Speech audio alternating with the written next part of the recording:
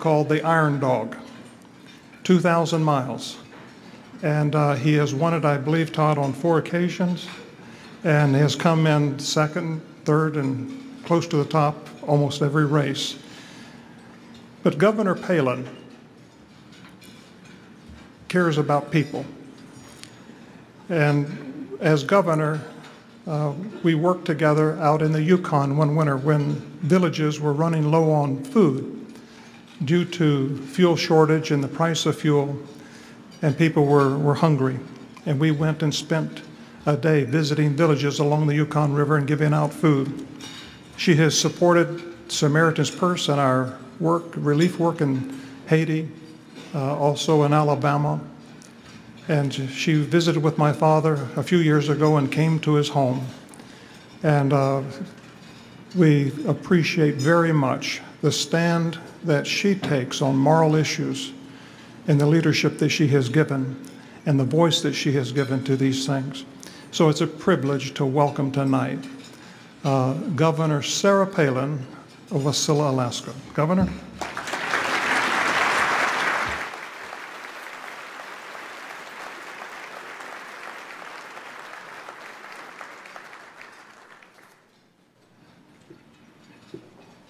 Oh, thank you so much. I appreciate that, Franklin. It is such an honor to be here.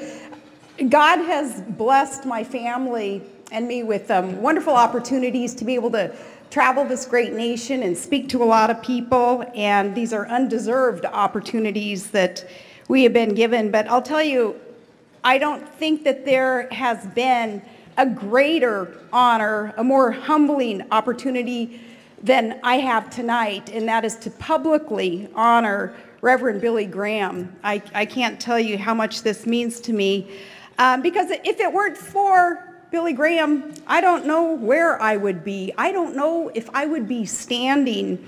See, it was in the early 70s during the Jesus movement, he helping lead so many people to Christ. My family's life was transformed. My mom, so respecting her Catholic faith, she was yearning for something more. My mom started tuning in to the televised Billy Graham Crusades. She heard about opportunity and invitation to have a personal relationship with Jesus Christ, to put one's life in our Lord's hands, and then to see where that would take you. My mom did that.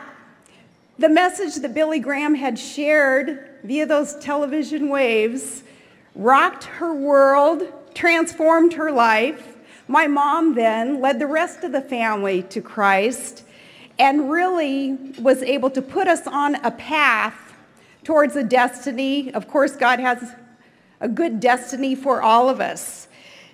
We all got baptized then together in a freezing cold lake up in Alaska between beautiful mountain ranges that today Franklin Graham literally flies over these mountain ranges and that lake in order to get to his remote Alaskan cabin where he has some respite, some rest and relaxation before he hits the road again in his missionary work to help spread that message of truth that Billy Graham had, of course, spread for all these years.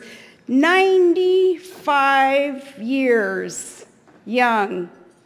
95 years, and Billy Graham, we need you around another 95 years. We want to be able to call you Methuselah. We need Billy Graham's message to be heard, I think today more than ever, because the truth that he tells reminds us that that relationship with Jesus is the only answer. It is the answer to our personal issues and problems, to our nation's challenges, to the problems in the world. There is that one and only solution. And Billy Graham, more than anyone else, has been able to articulate what the truth is. So we need him to stick around for that next great awakening that our nation, our world, so needs. Because, friends, it is time for that great awakening again to happen. That great awakening will rouse us from our slumber. It will again rock our world. It will be received as that message of real hope that can tear that veil between heaven and earth so that eyes can be opened to see the truth, the light, the answers.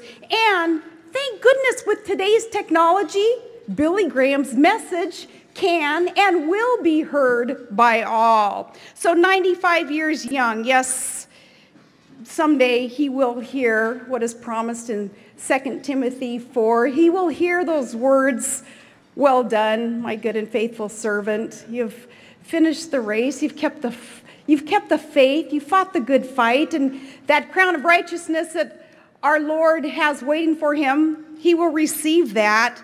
But in the meantime, and hopefully the next 95 years, we can join Billy Graham and his family in their efforts to usher in that next needed great awakening in our country to restore all that is good in God's creation, all that is good and right and true that can help put our nation on that path towards its good, exceptional, blessed destiny. No more indifference to that providential hand that can guide us as individuals. No more indifference to that perfect blueprint that's been created for us to get our nation on that path towards its great destiny.